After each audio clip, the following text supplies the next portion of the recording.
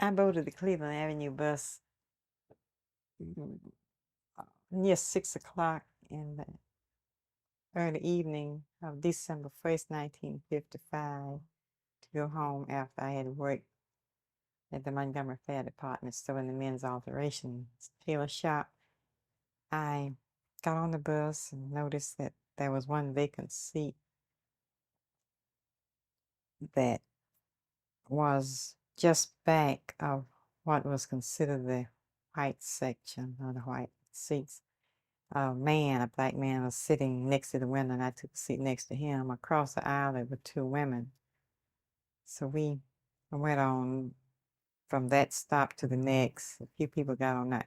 At the time I boarded the bus, there were a few vacancies in the very front. The back of the bus, from where I was sitting all the way back, was all seats were taken, plus the aisle was filled with people standing from where I was sitting on the way back. The next stop, I don't remember noticing who got on. Maybe a few people did get on, but it was on the third stop that a few more white people got on, enough to occupy all of the remaining seats in front of where we were. The one man white man found a place to stand, and when the driver noticed him standing,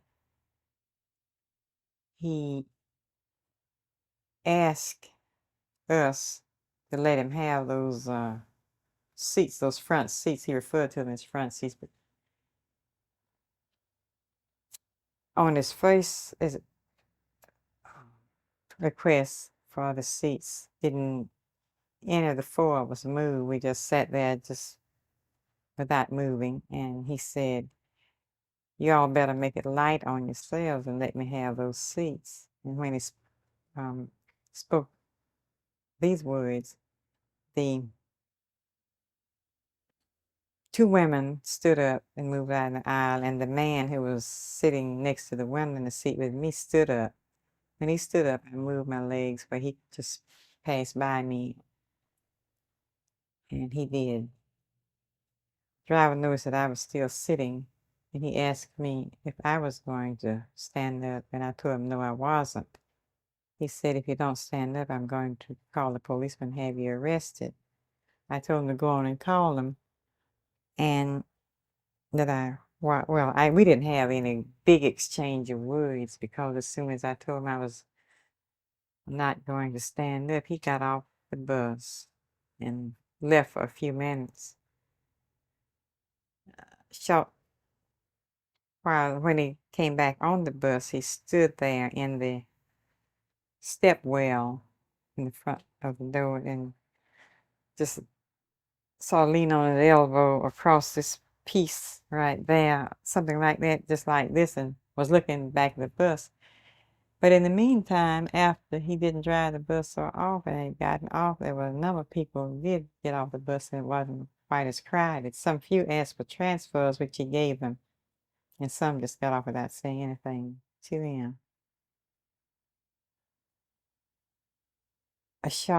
Another few minutes, the two policemen came up to the bus, and he had them to come on the bus, and he told them that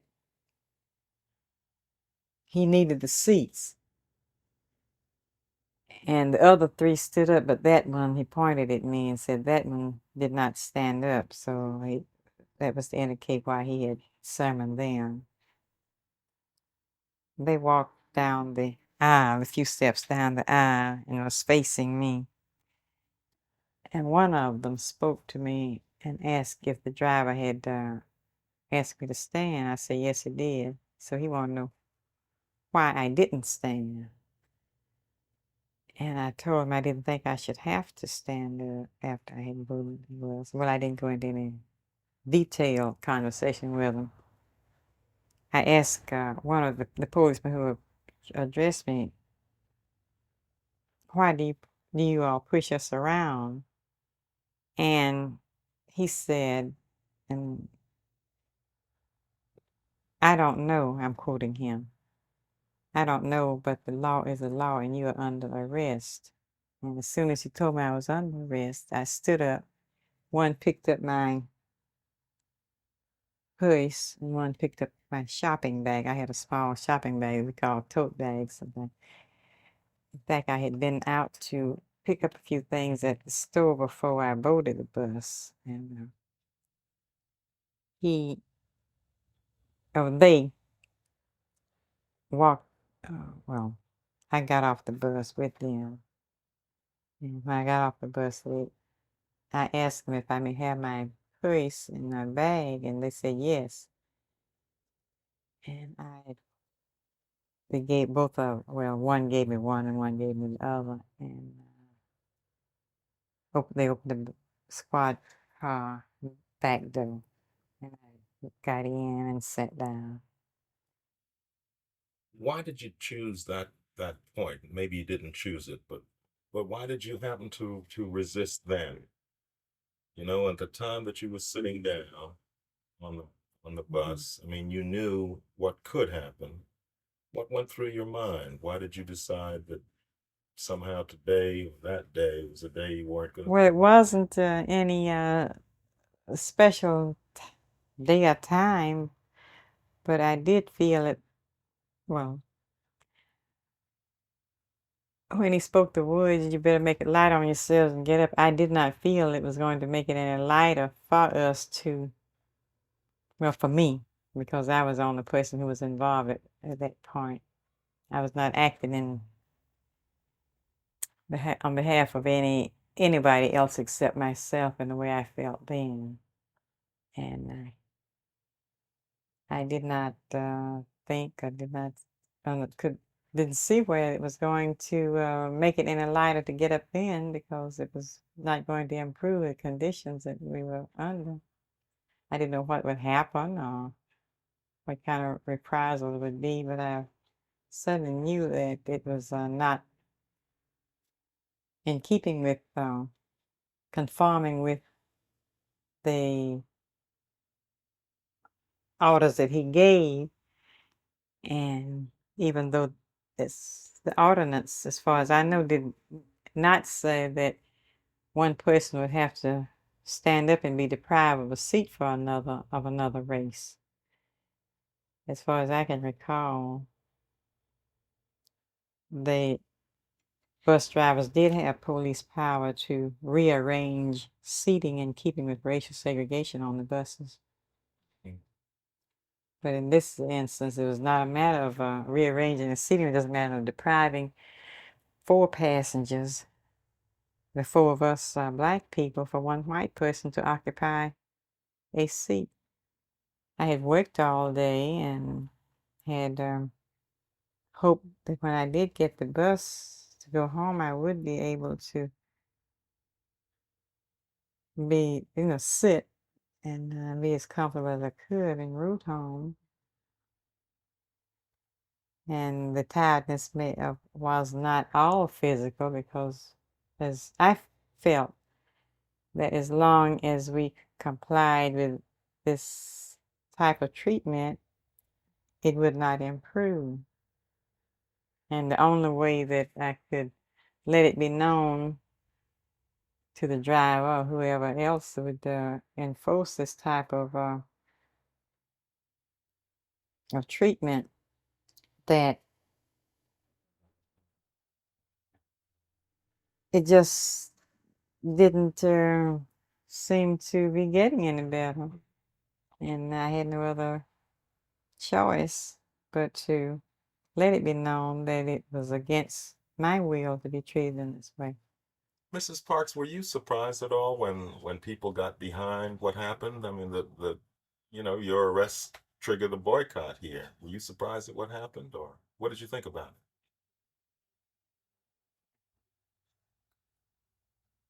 Well, my first knowledge that was going to be some demonstration such as Remain on the Bus was when I was told that the young people in the schools and at the local college had said they would not ride the buses. I was not extremely surprised at the reaction of the youth, because many of them had already been concerned with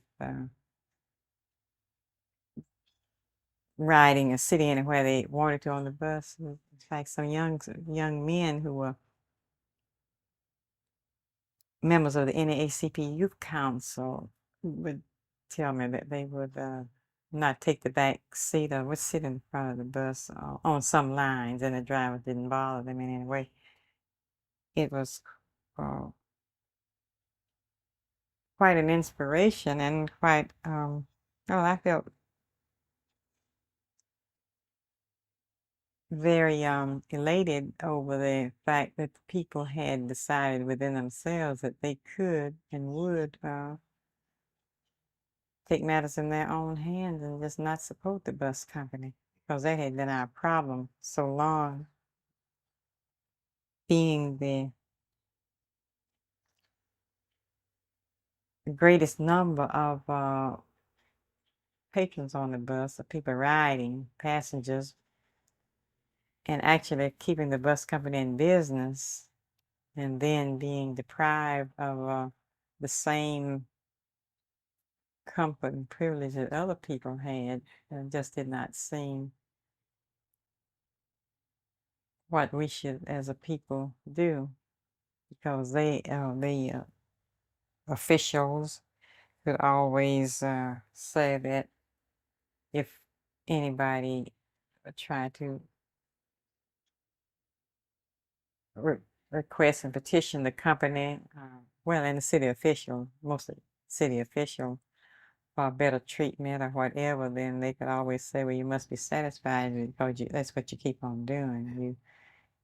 You folks, that's what they would say to some of the leaders, started this, or they're willing to do it and they're not complaining, so why would you be protesting against something that the people who are actually experiencing this tradition or custom make no complaints?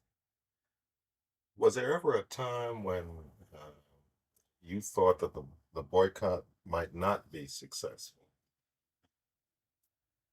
Well, once it started, I did not entertain the thought that it wouldn't be successful, because there were many